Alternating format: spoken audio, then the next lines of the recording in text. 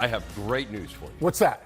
The great news is there is a 0% chance of rain in Shannon. There will be no weather delays today. You're referring to Iowa last week? I am referring to Iowa. I'm referring to the week before. I'm referring to some fairly lengthy nights that we have had in studio. This one, we're going to be cruising. Nah, not going to be the case. We're going to be fine. Let's get to our big story. It is the Illini, and they are back in action.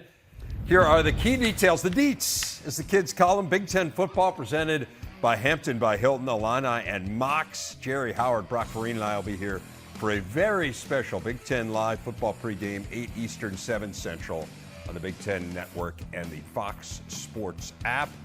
This is an Illinois team that was off on Saturday. They dominated Virginia last time out. They did have the narrow loss to Indiana as well, so they come in at 2-1. Thoughts on the Illini to this point in the season? Well, I'd say first, I think the defense is ahead of the offense. You know, the defense, it's not multiple. Ryan Walters does a terrific job with it. He plays the free safety really deep. He doesn't give up a lot of big plays. They move their front. They're pretty situational. You can count on only a couple looks on 1st and 10. And they'll minimize any big plays. In fact, they're very good not giving up big plays.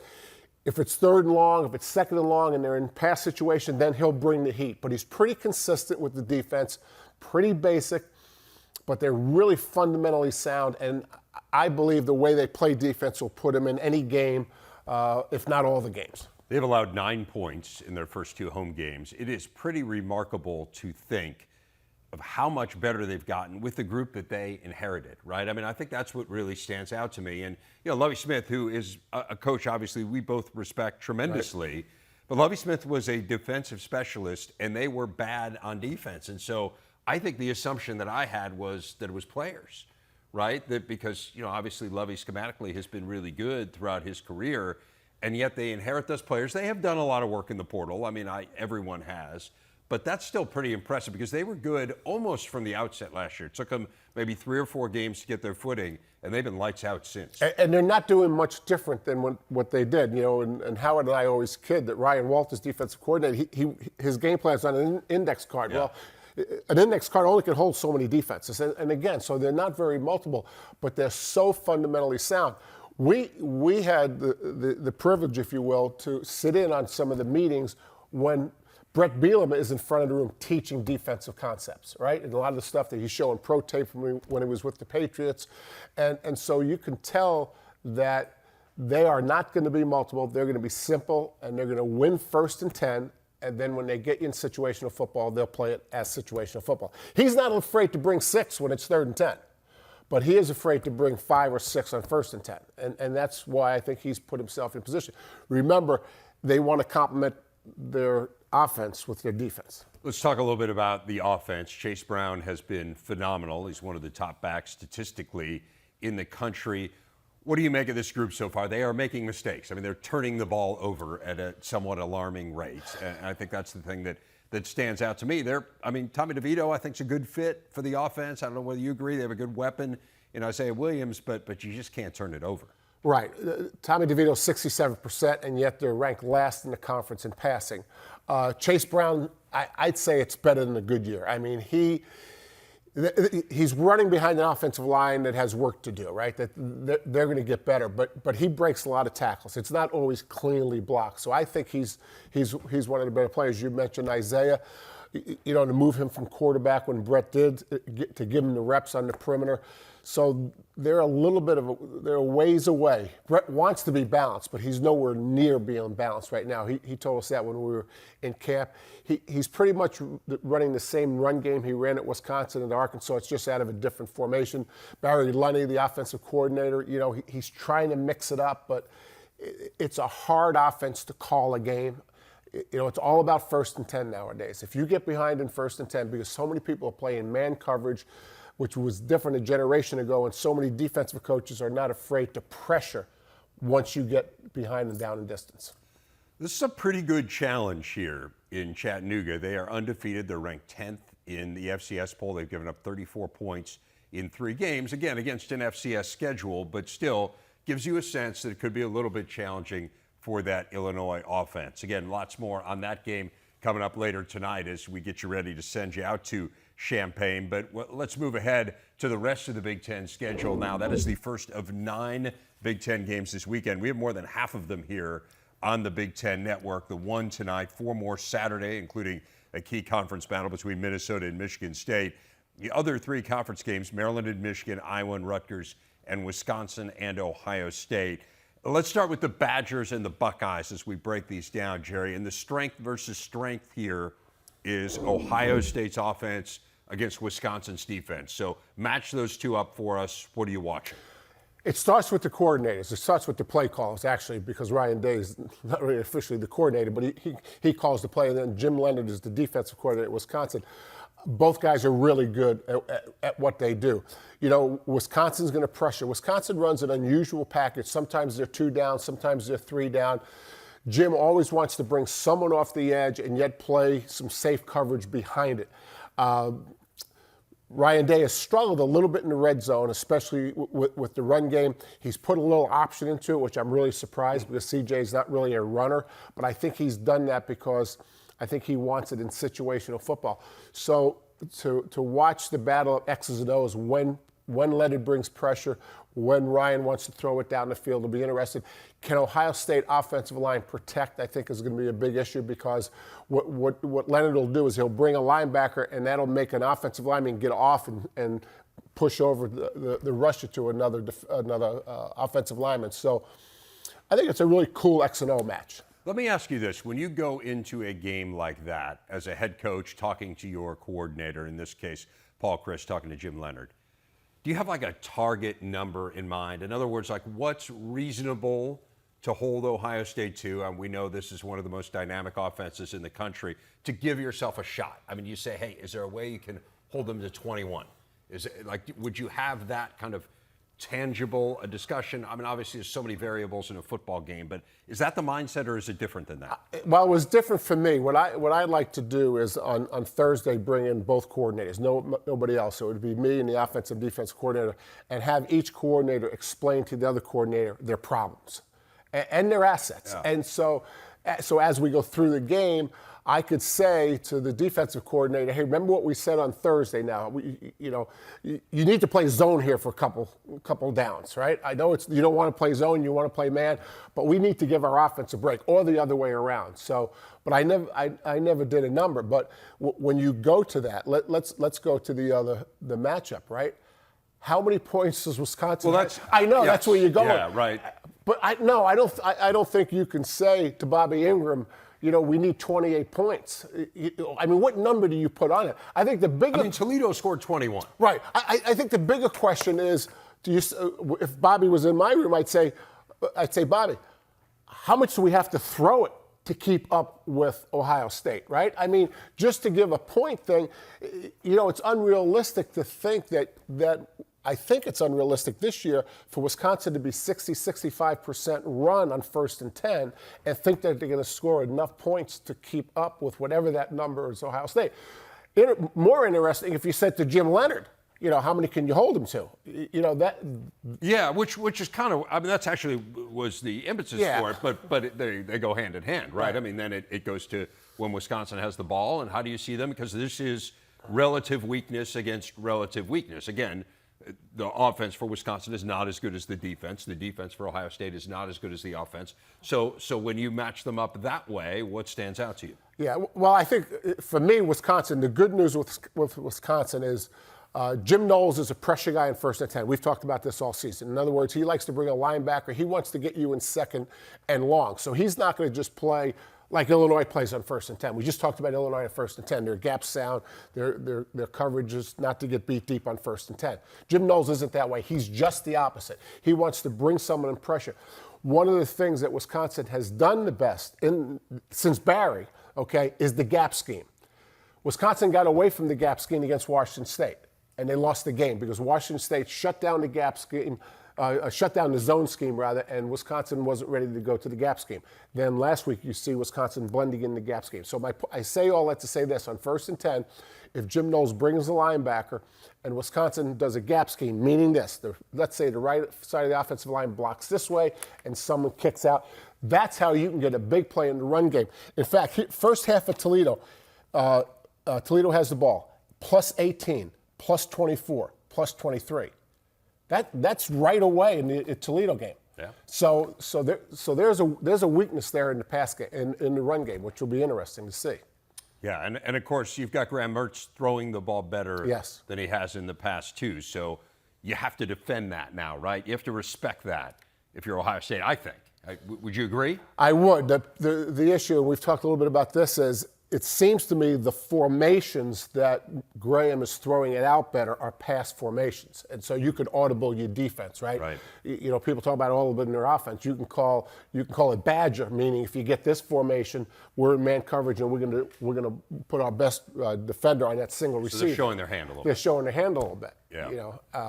Well, we'll see. Look, these are not the games where Graham Mertz has excelled. He is 2-6 against ranked teams in his career as a starting quarterback. We'll see whether or not, again, I don't know the expectations necessarily Wisconsin wins this game, although certainly it's not out of the realm of possibility, but it will give us a sense of where they stand.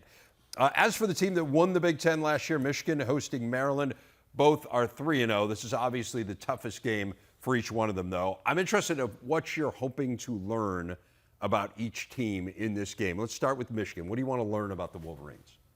I guess I want to see how good they are against a better opponent. You know, I thought their game last week against UConn offensively was their poorest performance. They ran more option with JJ. He missed some reads within the option. He made a bad decision in the red zone. He was scrambling, and instead of throwing it away, he took a sack. He missed an out route. Those are just some of the things that JJ could have done better.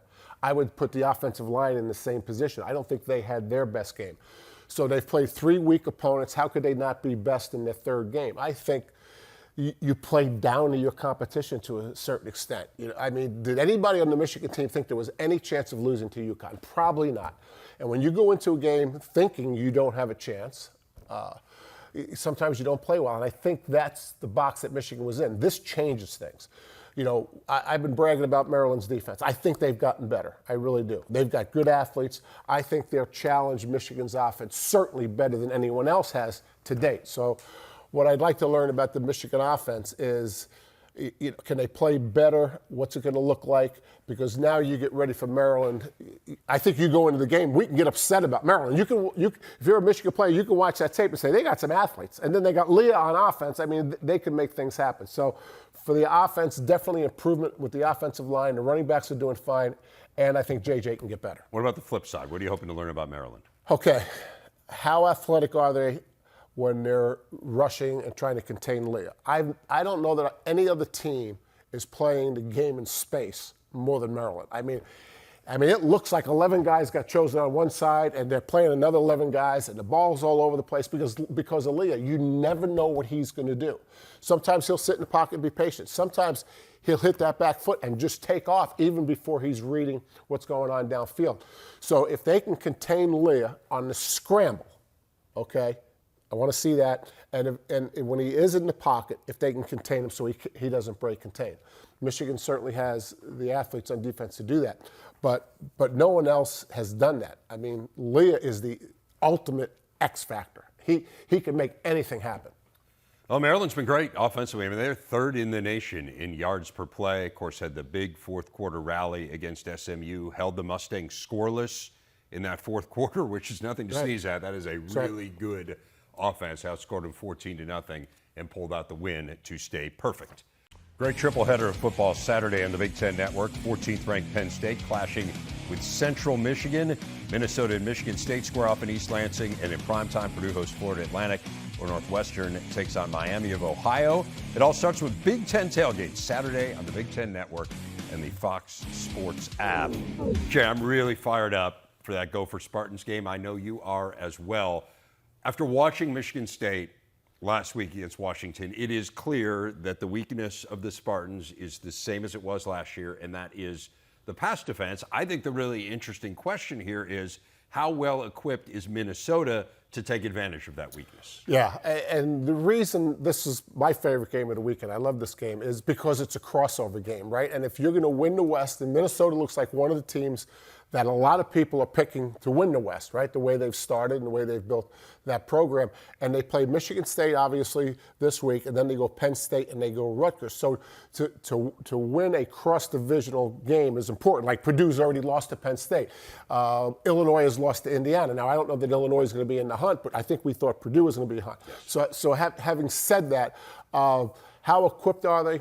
Minnesota, they've thrown the ball once for 300 yards. That was their second game, I think it was Western Illinois. Other than that, they've been in the 150-yard range. I think it makes it easier for them to compete in this game and win this game. I don't think they have to do it. I mean, they're a running team. How much they rely on it, I don't know. I mean, this is going to be a slobber knocker. I mean, this is going into East Lansing, tough place to play. It's on grass. They lost last week, and so you're certainly not going to come out and start throwing the ball against Michigan State. Why not? Just because it's not their identity? It's not what you do, and yeah. I think if you do that, you're playing into Michigan State's hands, right? I mean, first of all, this Washington team was unbelievable. No, I know. I mean, really good. They had 11 big plays, meaning 10-yard runs and 15-yard passes. They had 11 of them, but 10 of them were passes, and 3 of them were 35 yards long. I mean, so if you throw the ball and you're not used to it and that doesn't happen, you're going to play right into Michigan State's hands. So are they equipped to take advantage of a secondary that's struggling as it struggled last year? I don't know if they are. Do they need it to win the game? Maybe, maybe not. I sure would want to have to go. I'd want to be prepared to win it with the pass if I'm Minnesota. The other thing I think that troubles me a bit about Michigan State after watching them against Washington, they couldn't run the ball either. And I feel like we went into this year thinking they'd be able to. They certainly could last year with Kenneth Walker. The backs are good. I mean, Jalen Berger, certainly. Jarek Broussard is a former conference Offensive Player of the Year. But Minnesota, I mean, if you're struggling to run the ball, Minnesota is not the team you want staring at you on your schedule. Yeah, there's no doubt. This Minnesota defense is stout. Joe Rossi's done an unbelievable job.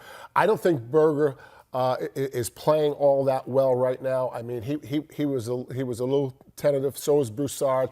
I mean, they miss Kenneth Walker because Kenneth Walker could do this. You know, Berger and Broussard can't do that. They're more sideline to sideline.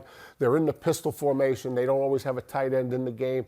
They are vastly different from last year's downhill kick you in the butt offense. And you think it's personnel? I think it's personnel driven. Yeah. Yeah. Interesting. I don't think it's philosophy. There's still the run-pass ratio is the same. Yeah. Peyton Thorne's having kind of the same year he had last year. You know, Peyton Thorne without Kenneth Walker is, you know, he's got to make up the slack. He hasn't done that yet in the pass game. Yeah, and you know, let's just kind of put it on the table. He hasn't had all his offensive weapons around him either, and so you know, that's part of it, right? Sure. If you're not completely healthy at the receiver position, we'll see. In this one, Minnesota has had a lot of struggles against the Spartans. They have not won in East Lansing since 2006. It's 3 straight games. But again, this is a series Michigan State has largely dominated. As for Iowa and Rutgers, a lot in common here. A lot in common. We got really good defenses. We have exceptional punters. I mean, among the best punters that we have seen in the country. And we have offenses that are still trying to find their footing. What would you say as you try to match these two up? Let's look at it this way. What would it take for Iowa to win the game? Well, just to maintain that they're the best defense in the game and one of the best defenses in the conference. Remember what Rutgers does on offense. They're a little bit all over the place, right? 3 quarterbacks. It's like finding Waldo, right? I mean, they do a lot of different things with a lot of different personnel. Yeah. A great counter to that type of offense, and it's very creative. But and Iowa will see plays that they haven't practiced against because Sean Gleason will have plays that they haven't run yet. And if you are a high-risk defense, that could be scary. You could cut somebody loose. But the way Phil Parker plays his defense, they don't play much man. So everybody's eyes are always towards the backfield. So if they see a new formation, if they see a new play, they're more likely to see it from the back end than if they were playing cover 1 man coverage and being run off. So if Iowa can continue to play that defense. Obviously the best unit in the game is Iowa. So Iowa's defense. Iowa's defense. So how does Iowa win the game? They continue to have the best unit on the field. I mean, and for all the machinations of this Rutgers offense, I mean, it's struggling. Barely over 200 yards against Temple. We don't know whether Noah Vedril's going to play. He's a game-time decision. Gavin Wimsatt is a game-time decision. Vedral still hasn't played. He was their starting quarterback in every game last year. So not only are they offensively challenged, but personnel-wise, they're a little bit behind the eight ball as well. I think the coaching battle is fascinating, too, because these are two guys that know what they want to do. I mean, and they know how to put together a complementary game plan Monday through Friday in the office with their coordinators, but they also know how to manage the game. I mean, they have coached a ton of games. I mean, they can manage a game. And so there might be 2 or 3 decisions in this game where, because it's one veteran coach against another veteran coach, that could make the difference. What does Rutgers have to do to win the game? Probably be explosive on offense. You know, they can hold up against the Iowa offense, which I think most people think they could. Right? It's struggling offense, so their defense is fine. So how can they create some plays and create?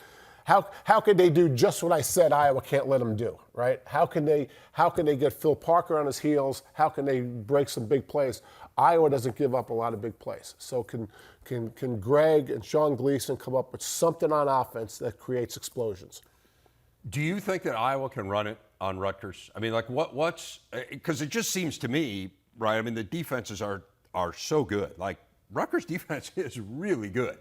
I mean, they give up 97 rushing yards in 3 games. Do you see Iowa being able to line it up and run it on them? And if not, is Petrus good enough with that receiving core, which is, it sounds like Keegan Johnson maybe banged up again, right, and may not be able to go? Like, does Iowa have a solution to beat Rutgers with its offense? It hasn't this year. You know, I mean, if Iowa can't run it, then I think they're going to struggle winning the game. Unless, of course, Rutgers can't run it. I mean, again, this is based on what the defenses are doing. Neither the offense is explosive. Although in this game, I do think Rutgers has a chance to be more explosive maybe than Iowa does. Because Iowa's still going to line up in the I formation. They're going to break the formation some. So Iowa's explosion will come from something that we've seen. They'll execute some play that we've already seen at a high level, or Rutgers will bust the coverage or something like that. On the other hand, I think the way to get a big play against Iowa is to do something different. So I don't think Rutgers can go out there and run a similar offense and get a big play against Iowa. But I also think that Rutgers will put in a new offense in a heartbeat. Not a whole new offense, but they're not opposed to putting in 5 new plays and 3 of them be gadgets or something different.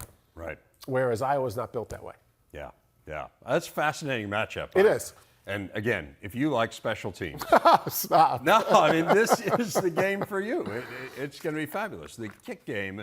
You are used to hearing Joel Klatt every Saturday in the booth during Fox's Big Noon Kickoff game, and here every Thursday with us. But if you want to hear more from Joel and his unfiltered thoughts and all the biggest stories in college football, make sure you subscribe to the Joel Klatt Show wherever you get your podcasts. New episodes drop 3 times a week. Listen now. And a chance to talk to Joel right now as he joins us. Joel, you saw Nebraska last week, a Big Noon Kickoff. They were hammered by Oklahoma. You're there for a couple days. You get a chance to spend some time around the program. In talking to people there, in watching the product on the field, what is your sense of what Nebraska needs to get competitive again? A lot. First and foremost, though, I think that they need a culture. I kind of said this on the broadcast, but Rev, it's not that they have a good culture or bad culture. They don't have any culture. If you look at their roster and you look across the Big Ten, here's a great example. I'm doing a Michigan game this week, you know that, in Michigan, Maryland. Rev, Michigan has 18 seniors on their team that were not transfers in. Nebraska had 2 on their roster last week. That's just too many. It's too transient there, right? Like, you can't build anything because of all the people in and out of the program. And so they need a culture. That's number one. And so they need some stability at the coaching position and moving forward. Having said that, then you start to look at, well, what does that coach need to do? And when I talked with Trev Alberts, their athletic director, he was steadfast in his belief that the program should reflect their fan base. That meaning that it needs to be a program that is tough, is hardworking, is disciplined, and plays complementary football. And he specifically said, we will be tough at the line of scrimmage with our next coach. And that's a team and a program that our fan base can not only identify with, but then be proud of. And he actually said, and not that they're not going to be trying to win, but he says it doesn't matter as much what we are in the top end wins and losses as much as can we develop players, win at the line of scrimmage, be physical, and be a team and a program that our fan base can be proud of. And I thought that was a very articulate answer and a realistic answer for a guy that's in a really tough position right now, trying to play the season out and then find a new head coach. Yeah, agreed. And it has not reflected that for a while now. So that is a great place to start. And I've spent some time with Trev, too. I feel like he's really realistic about where they're headed. But they absolutely should be able to be a team that competes in the Big Ten West. There's no reason they can't be. Looks like Penn State might be a team that competes in the Big Ten East. I think there was a feeling kind of coming into the year that it was Michigan, Ohio State, and then Penn State and Michigan State in some order. Does what they did to Auburn, and I realize not a great Auburn team, but they annihilated them going down to the Plains. Does that change your perception at all of where Penn State is in the pecking order?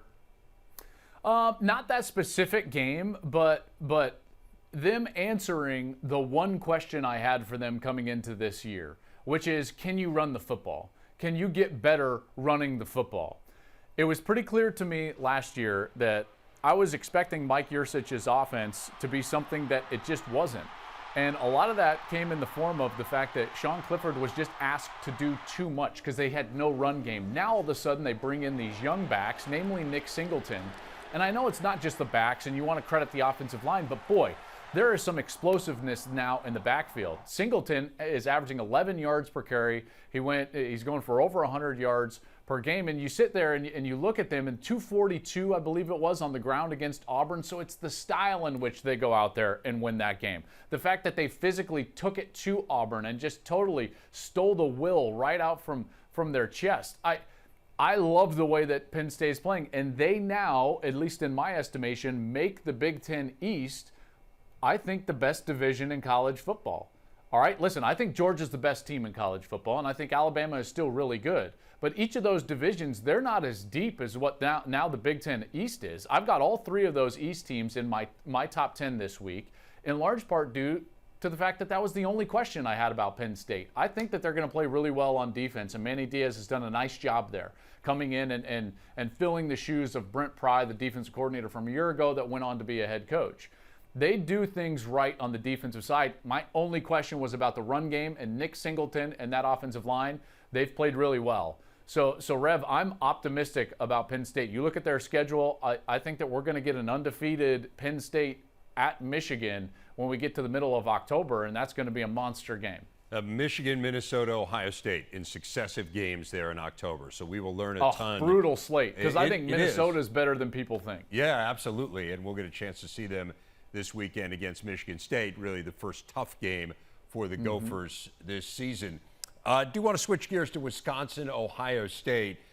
You look at the preseason, the unofficial preseason polls in the Big Ten. This is the game that was picked most frequently as the Big Ten championship game. Wisconsin's been a little bit up and down to this point. What do they have to do, in your estimation, to have a shot here against the Buckeyes?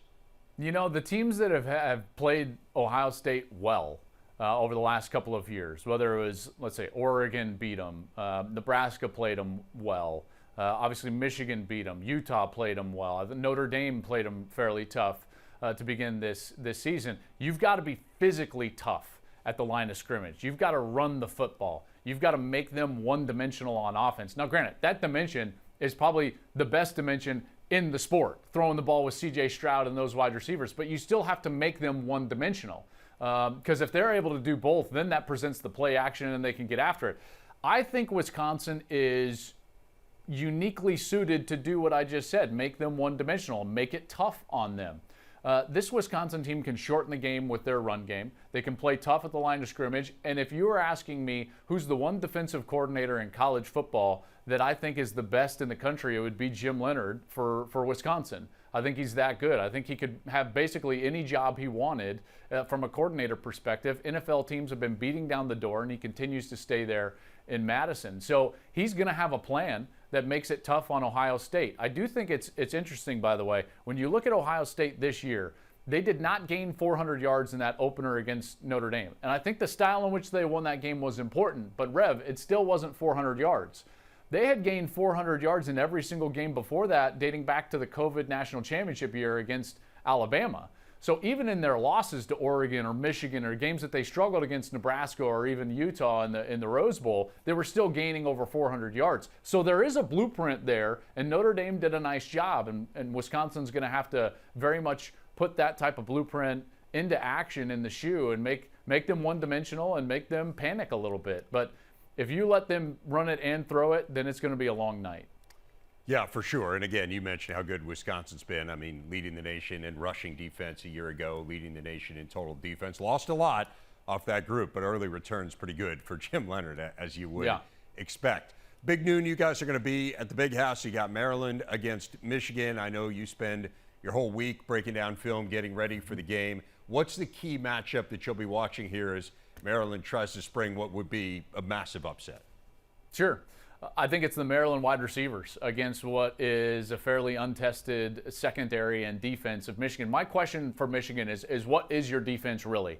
And we don't know, right? Their non-conference opponents are 0-9 combined, and they were beating them by 50-plus points, the average margin of victory, which is what you should do, by the way. What do I know about Michigan right now? I know that they're mature and they're taking care of their business. They're doing what they should do in the games in which they are heavy favorites.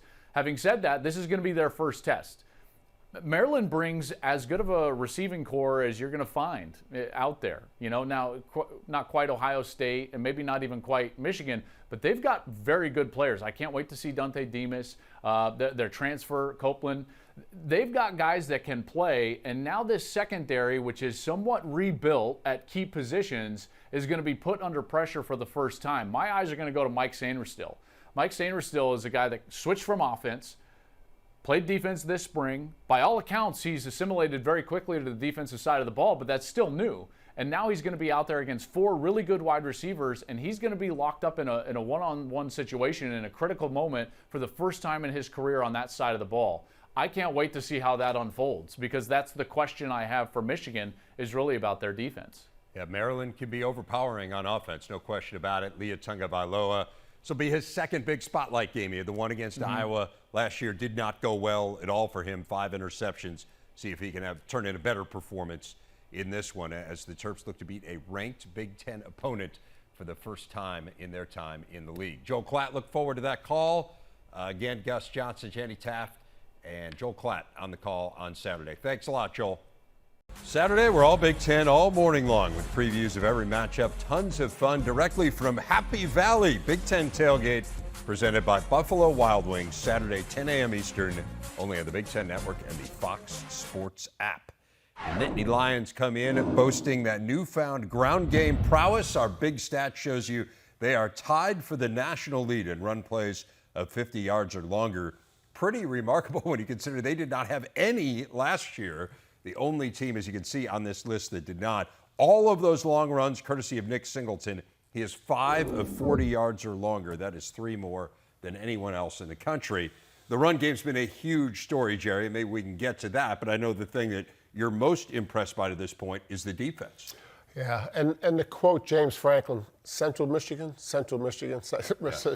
I mean, this is a perfect week for Central Michigan, right? No doubt. I mean, Purdue and Auburn. Very business-like preparation this week. You obviously have much better players than your opponent. The defense against Auburn was really, really impressive. I mean, it starts athletically. I mean, they have recruited really well. They've got some really good athletes. They gave up a lot of big plays, which ordinarily, if they weren't so great in the deep red zone, the result may have been different. I mean, that's how good they were from the 10-yard line in. But most of the big plays was quarterback scrambles. And this time of year, you're seeing a lot more of this. I saw it with Syracuse against Purdue, the same thing. And I think part of it is fundamentals, rush lanes. It's nothing that's scheme related. You know, you'll try a twist and someone will get knocked out of their lane. So that's fixable, and I'm sure they'll fix it. But they're really aggressive with the linebackers. They're aggressive in the secondary. They can really run, and you know they're really, really put together. Manny Diaz has done a terrific job with that defense. They just caused so much havoc. Yeah. Right. I mean, that's the thing that stood out to me in that Auburn game, was it just felt like every time you turned around, it was a turnover, it was a sack. And to your point, yeah, Auburn did gain a lot of yards, right, but they were kind of meaningless yards. They were empty calories in yards, right? When you talk about chaos and havoc, that's a play caller. I mean, that's he's got a knack. He's been doing this a long time, and there was a couple times he dialed up the exact defense that Auburn had no answer to, and it was really impressive. So, you know, Jim Leonard, Manny Diaz, Joe Rossi. I mean, we got some guys in this league that are coaching defense. No doubt. What about offensively? I mean, the run game has obviously been the story. What have you seen as you've watched the offense, whether it be the run game or Sean Clifford? Yeah, I wasn't all that surprised. I mean, because I felt good about the run game coming out of the Purdue game, because I didn't think the focus should have been on 98 yards. It should have been on 26 runs, and I think it was 32 passes. And so I knew Mike Yurcich was going to balance this thing up. I guess I was surprised that they ran for 200 yards on both sides of the ball, but it's not a great Auburn team. But this run game, and Singleton, I mean, you know, Saquon Barkley didn't always have it blocked up clean either. So I think they're in perfect shape. I think Clifford, I don't know that he's the most talented quarterback on the roster. In fact, I don't think he is, but he is so important to that team. He scrambled once, I don't know if you remember, early in the game, and I mean, he got smacked. I mean, the first thing that hit the ground, I think, was the back of his head, and he popped up, and then there was another time he got hit in a legal hit right before he was out of bounds. I mean, he's tough as heck, and so, you know, I feel the same way you do. You know, it's not just Ohio State and Michigan. It's all three of them right now. Absolutely. It's interesting to hear Joel, because I don't look at all the other conferences. It's interesting for him to say, you know, the most competitive conference in the country. I hadn't thought that through. That's impressive. Yeah, no doubt. 27th in the nation in scoring offense. They were 90th a year ago, and I know sometimes you look at those early season stats and say, well, who have they played? I mean, they played Purdue, who's got a pretty good defense, and they played Auburn at Auburn. And they're up, whatever that is, 63 spots in scoring offense. That's to me, that's meaningful. I realize it's early. Semi off the subject, but you brought it up. Purdue's defense, I watched them against Syracuse. You know, they played really, really well. It's unbelievable they lost that game, the way they lost it. And so you're right. I mean, when we probably didn't give Purdue enough credit when Penn State went in there and won the game, because Purdue's defense is really good. Let's dive into Indiana. They are still perfect as well. It's been a little bit touch and go. These games have been very, very close, no doubt. They figure out a way, though. Cincinnati, obviously, this week feels like a pretty big challenge. This is not a Cincinnati team that is of the caliber of last year. This is not, I don't think anyone believes, a college football playoff team, but it's still a team that has the second longest home winning streak in the country. You got to go to their place. From Indiana's point of view, what is the biggest thing you need to see from them this week for them to keep this winning streak going? You know, you talk about ugly wins. How about ugly 3-0? I've been in Indiana. I'd have taken an ugly 3-0. Trust me. No doubt. I mean, you would have embraced an ugly 3-0. I think Tom's done an incredible job. You know that how strongly I feel about the job he's done. What do they have to do?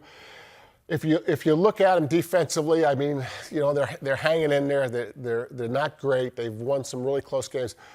I have a better feel for their offense. They're in this a little bit of an unusual spread. We've talked about it with the spacing between the wide receivers. So you've got the box here and you've got the wide receivers here. Most of the times you have the box here and the wide receivers here. So they're unique that way. The downside of that is when there's a situation where you have to run the football, they're not real good at it. And those situations are short yardage. So you go to 2-1. So you're saying when the wide receivers have to block? Well, not necessarily when the wide receivers have to block. When you have to bring another offensive player into the box to block, okay? when you have to change formations, when you need 2 yards, you don't usually just leave the 5 offensive line by yourself. You bring a tight end in or a fullback. Okay. You have another various formation. And so 3rd and short, goal line, red zone, they've got an 11-point lead with 4 minutes left in the game. Those type of situations where you have to run the ball to win the game. You go to a 2-1 Cincinnati team, not as good as last year, but this is going to be a tough game. Yes. And in tough games, you wind up in short yardage, you wind up in goal line, you wind up in red zone. How about coming out? I mean, so if there's too many have-to-run situations, I think that's where Indiana could lose the game. If they stay out of those situations a lot, then I think they've got a better chance. It does really speak to the character of this team, though, that they are 3-0, and it speaks to the clutch performance. The guys over your shoulder, Connor Bazelak, led some really good drives. So, I mean, you're 12th in the Big Ten in total offense, you're 13th in total defense, and you're 3-0. Yeah, no doubt. That's pretty good. You feel good about really that. Really good, yeah. Yes. So, again, those are the games coming up this weekend.